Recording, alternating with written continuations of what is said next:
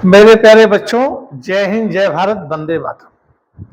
मैंने इसके पहले एक वीडियो बनाया था 5-6 दिन पहले कि आप लोग आप लोग को ये समझाया था कि कौन सा गवर्नर या गवर्नर जनरल या वाइसराय, शायद वाइसराय पर ही मैंने बताया है कि कब आए और उन्हें क्या क्या अच्छे अच्छे काम किए और क्या बुरे काम किए। आज हम फिर क्वेश्चन आंसर लेकर आए हैं। इनमें थोड़ा मैंने बदलाव किया है। कारण ये है कि ब्लैक बोर्ड मेरा है, लिखना है, प्रश्न पूरे लिखने हैं, उसके आंसर लिखने हैं, तो 4 ही 5 क्वेश्चन में रह जाता है।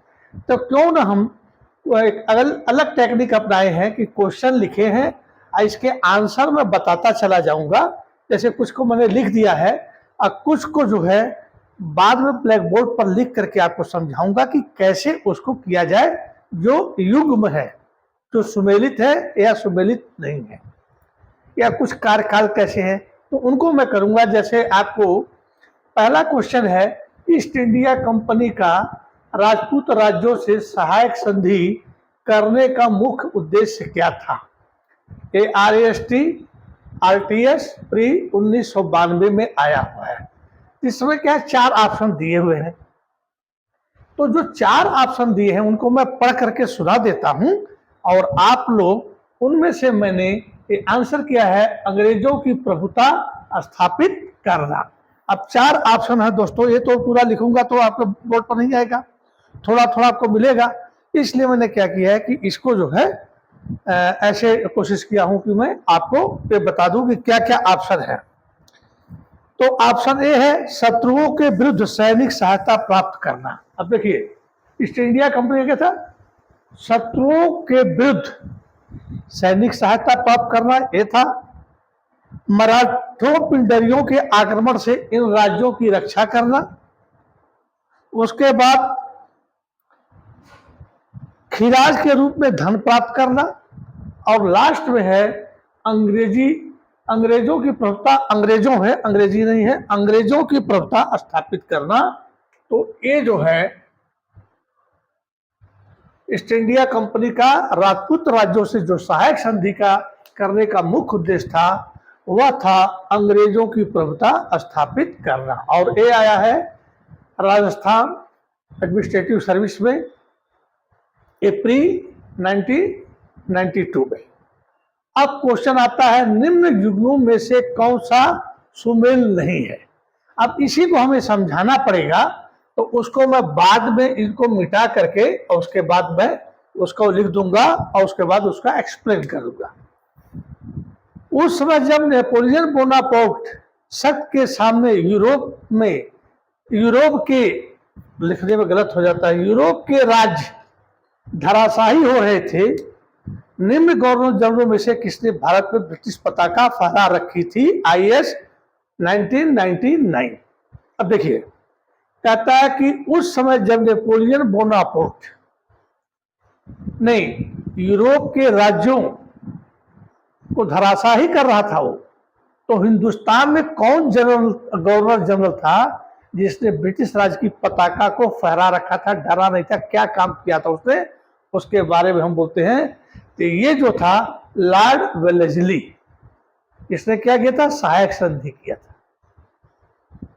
तो सहायक संधि से करने का मतलब क्या था कि आप स्वतंत्र हो, अपना कार्यभार करो, लेकिन दूसरे विदेशों से आप कोई संबंध नहीं रखोगे। और कुछ सेना जो है इसकी वहां पर रख दी जाती थी और सेना का खर्चा वह राज्य उठाता था। और उसके बाद जो है एक अपना रेजिडेंस रख देते थे कि कहीं राज्य में एक गड़बड़ी न करे। तो ये जो था लॉर्ड वेलेस्ली था। आंग्ल नेपाल युद्ध किसके शासनकाल में हुआ? तो ये है लॉर्ड हेस्टिंग्स। ये यूपीपीसीएस में 2010 में आया था। अब इसको जो है आपको बता दे रहा हूं।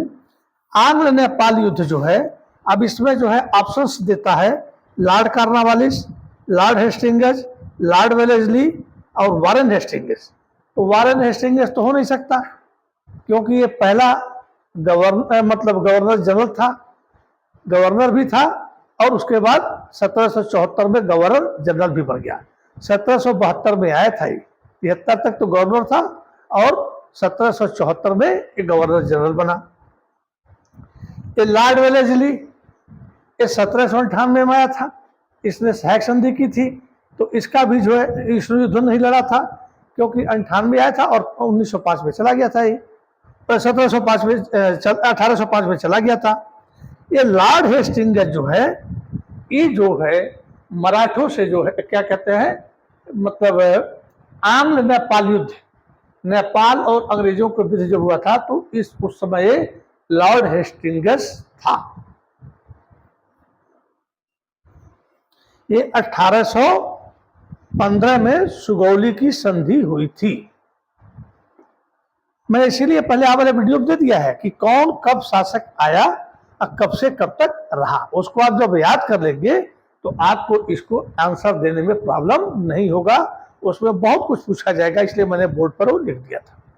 उसके बाद आता है सुगौली की संधि। आंग्ल नेपाल युद्ध किसके शासनकाल में था? यूपी पीसीएस में 2010, ये लॉर्ड हेस्टिंग्स था और एक वारेन हेस्टिंग्स था। तो वारेन हेस्टिंग्स अलग है, लॉर्ड हेस्टिंग्स अलग है। और यही जो नेपाल युद्ध जिसके साथ हुआ था, इसका आंसर सुगौली की संधि कब हुई थी उत्तराखंड पीसीएस 2016 में? ये 1815 में हुई थी और 1813 में लॉर्ड हेस्टिंग्स आया था। तो ये इसका उत्तर जो है लॉर्ड हेस्टिंग्स था। और उस समय जो सुगौली संधि जो है ये आंग्ल नेपाल युद्ध के समय पर हुआ था। निम्न में से कौन सा युग्म सही नहीं है? अब देखिए, इसका तो था पीसीएस प्री 2016, ये है UP UDA LDA PCS pre 2016-17 में आया था। निम्न में से कौन सा युग्म सही नहीं है? तो इसको भी जो है मैं अभी एक्सप्लेन करूंगा मिटा करके, इसलिए मैं यहाँ पर क्रॉस लगा देता हूं। याद है आंग्ल मराठा तृतीय युद्ध किससे संबंधित है? अब देखिए, आंग्ल मराठा युद्ध किससे संबंधित है? तो ये भी जो है इसमें ऑप्शंस देता है।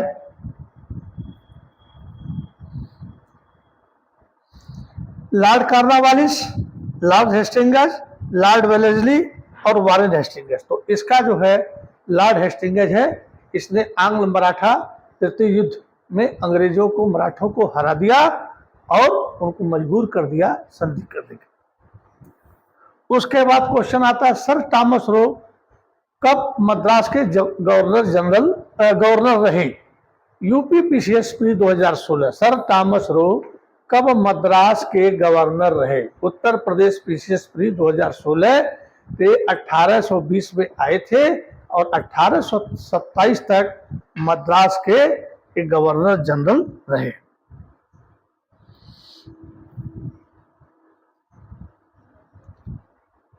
उसके बाद तथाकथित कुशासन के आधार पर किस जगह न होने से गवर्नर जनरल ने मैसूर राज्य के प्रशासन को ले लिया? UP PCS pre 2006।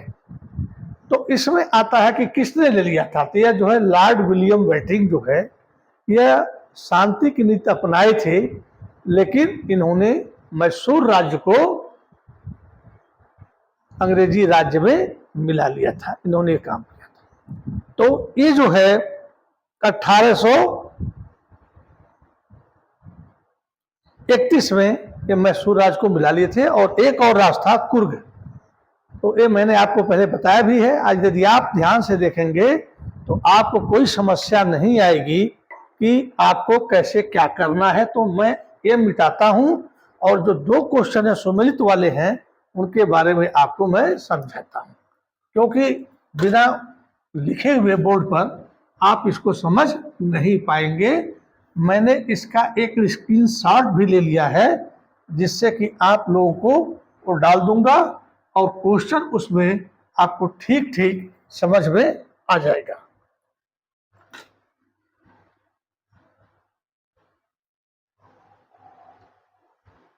अब देखिए, निम्न में से कौन सा सुमेलित नहीं है?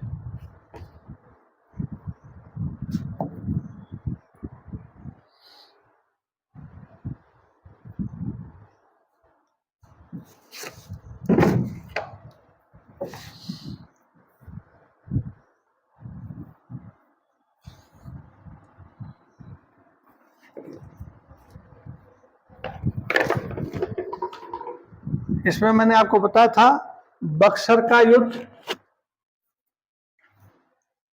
ए बक्सर का युद्ध,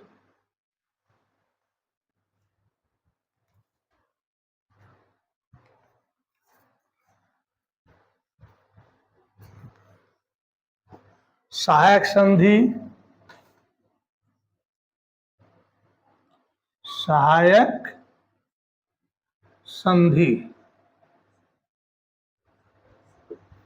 सी जो है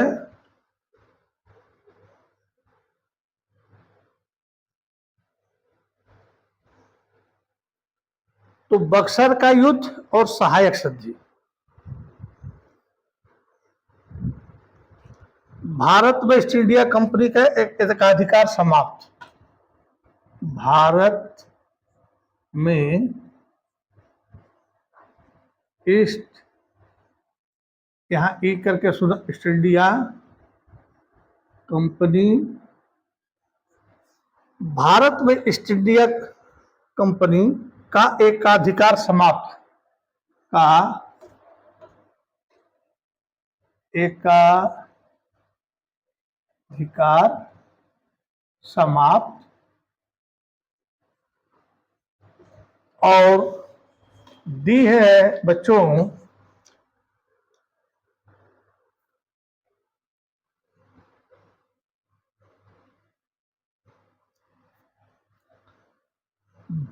ब्रिटिश नागरिकों, ब्रिटिश नागरिकों, इसीलिए इसमें बहुत समय लग जाता है, ब्रिटिश नागरिकों एवं कंपनियों के लिए, एवं कंपनियों के लिए भारत में व्यापार खोलना,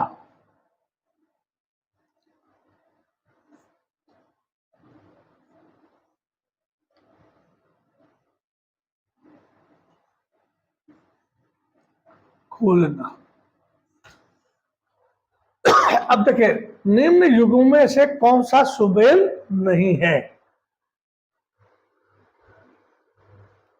बक्सर का युद्ध यहां जो है 1764 दे देता है, सहायक संधि 1863, उसके बाद भारत में ईस्ट इंडिया कंपनी का अधिकार समाप्त होना 1833 और अंतिम है 1813।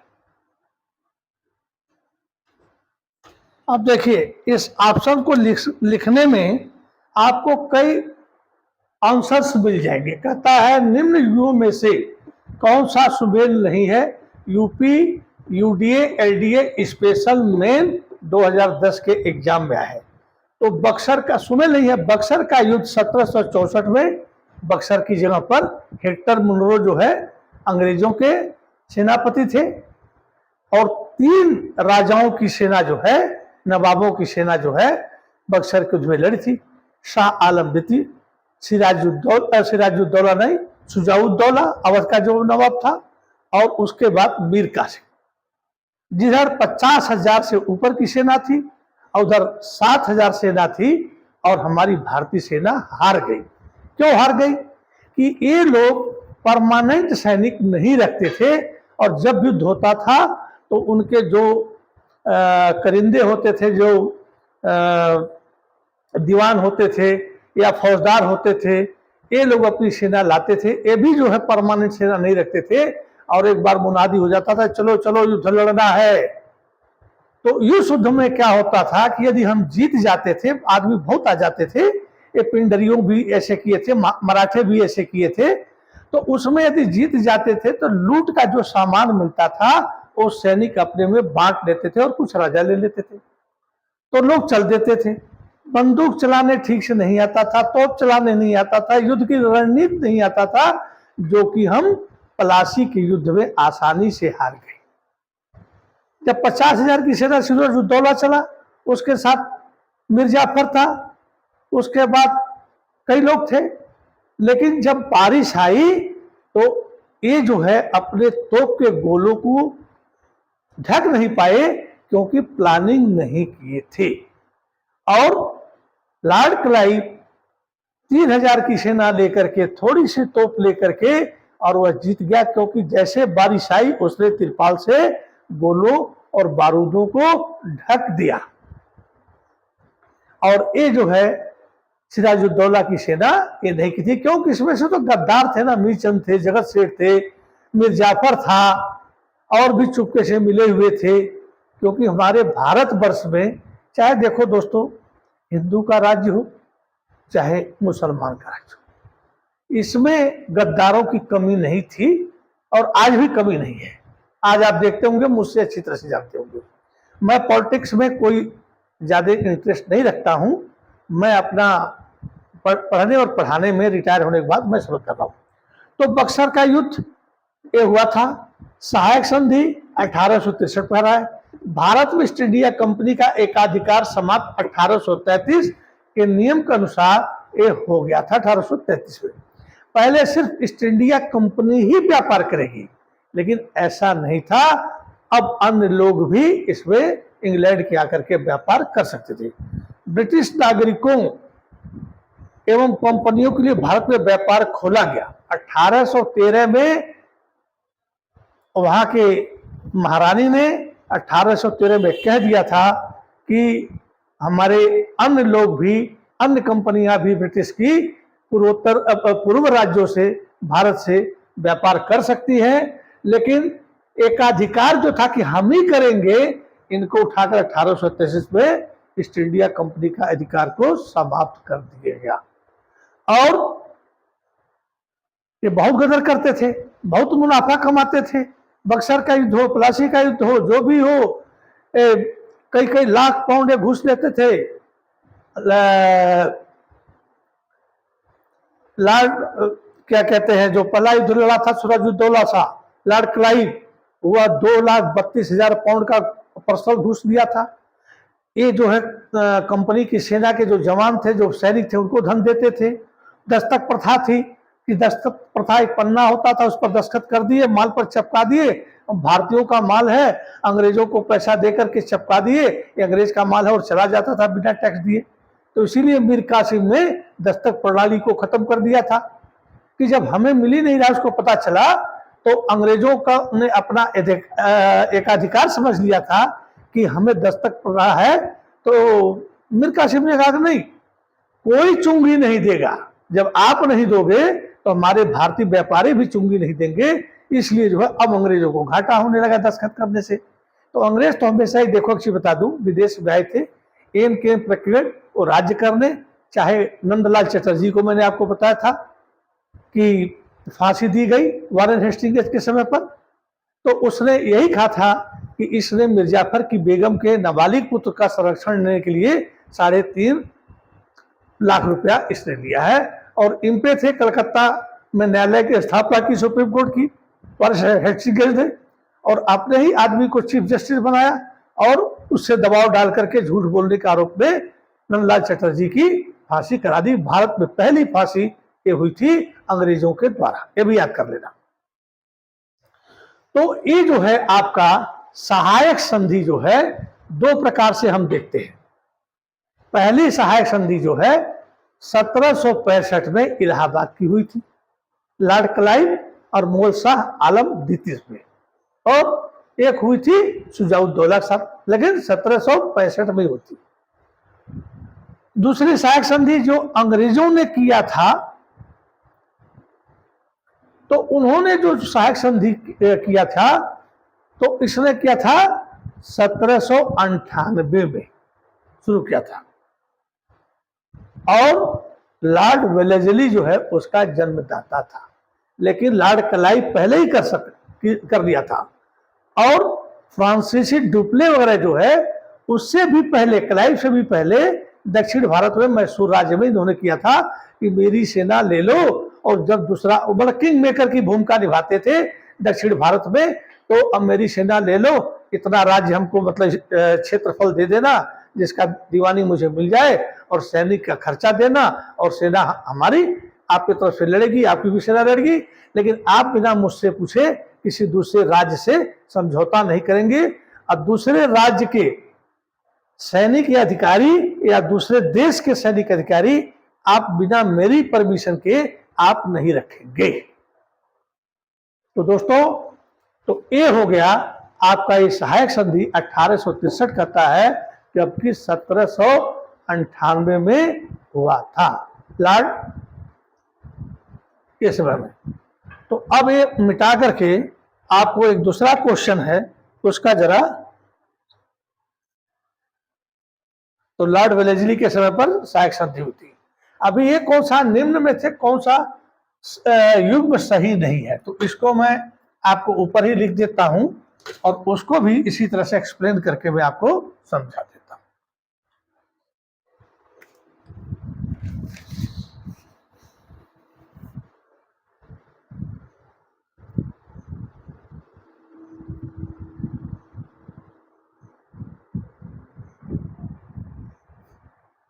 कुछ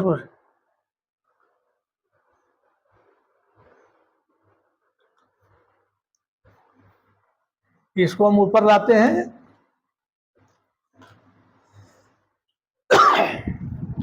शाही खत्म हो गई।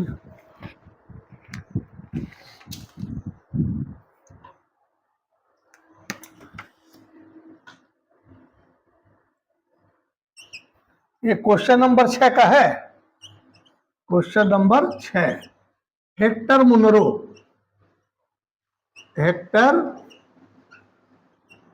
मुनरो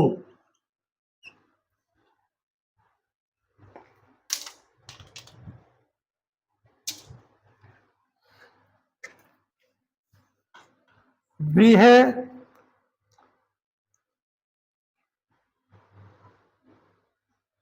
हेक्टर मुनरो जो है बक्सर का युद्ध,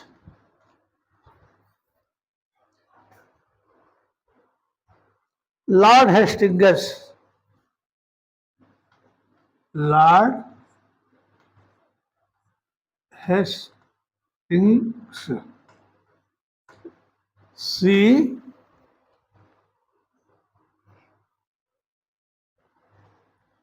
यहां पर दिया है 1764, लॉर्ड आंग्ल नेपाल युद्ध, आंग्ल नेपाल युद्ध 1814 से 1816, Lord Wellesley, Lord Wellesley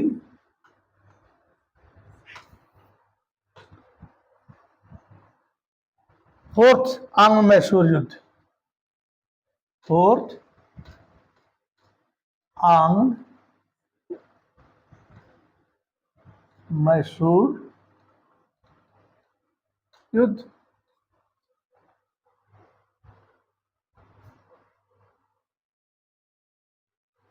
Lord Cornwallis,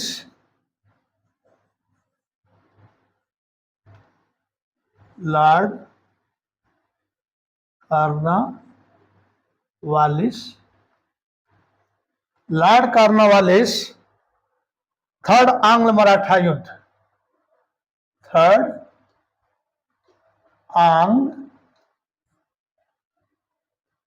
Maratha युद्ध। तो कहता है निम्न में से कौन सा युग्म सही नहीं है। तो आपको पहले ही मैंने बताया था, हेक्टर मुनरो बक्सर के युद्ध में सेनापति था, लॉर्ड हेस्टिंग्स आंग्ल नेपाल युद्ध में भी था, लॉर्ड वेलेस्ली जो है ये जो है फोर्थ आंग्ल मैसूर युद्ध देता है, लेकिन लॉर्ड कार्नवालिस जो है तो कार्नवालिस संहिता है, यह मैसूर राज्य को मिलाया था, इसलिए युद्ध नहीं लड़ा था, सहायक संधि की थी। और उस समय ये कहते हैं कि थर्ड आंग्ल मराठा युद्ध के समय पर ये था लॉर्ड हेस्टिंग्स था, इसलिए जो है यह जो है उत्तर सही है, यह मतलब सुमेलित नहीं है, युग्म सही नहीं है, मतलब यही आपको आंसर आएगा। तो बच्चों मैंने ये पढ़ा दिया आपको। अब आप कमेंट्स नहीं करते हैं, जिसका मुझे बहुत दुख होता है, जो भी लड़के देखते हैं कि ये सिस्टम में आपको 9 क्वेश्चन मिले, पिछले वाले में 6-7 मिलते हैं पूरे बोर्ड पर लिखने के लिए, या मैं आपको क्वेश्चन पढ़ता जाऊं और ऑप्शन के साथ उत्तर बताता जाऊं।